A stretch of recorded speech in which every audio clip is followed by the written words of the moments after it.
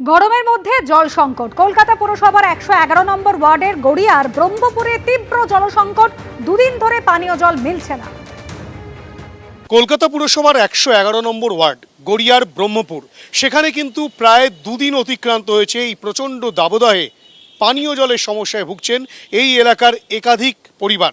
এবং তাদের যেটা স্পষ্টত অভিযোগ যে স্থানীয় কাউন্সিলরকে বারংবার জানানো সত্ত্বেও সেই জলকষ্টের সমাধান কিন্তু তিনি করতে পারেননি।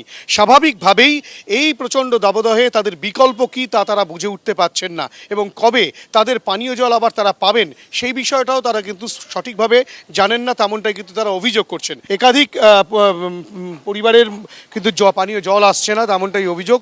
এবং এমনও অভিযোগ উঠে আসছে কারো কারো বাড়িতে পানীয় জল আসতো, কিন্তু তাদের পানীয় জলে কেঁচো বা কোনো রকম পোকামাকড় মেলানো অবস্থায় আসতো, যেই সব পানীয় জল পানের অযোগ্য। এই পরিস্থিতিতে তারা কবে সঠিকভাবে পানীয় জল পাবেন তা তারা জানেন না। এই জলকষ্ট কিন্তু গত দুদিন ধরে তারা সম্মুখীন হয়েছেন, কিন্তু কোনো সমাধান এখনো পর্যন্ত তাদের করা হয়নি।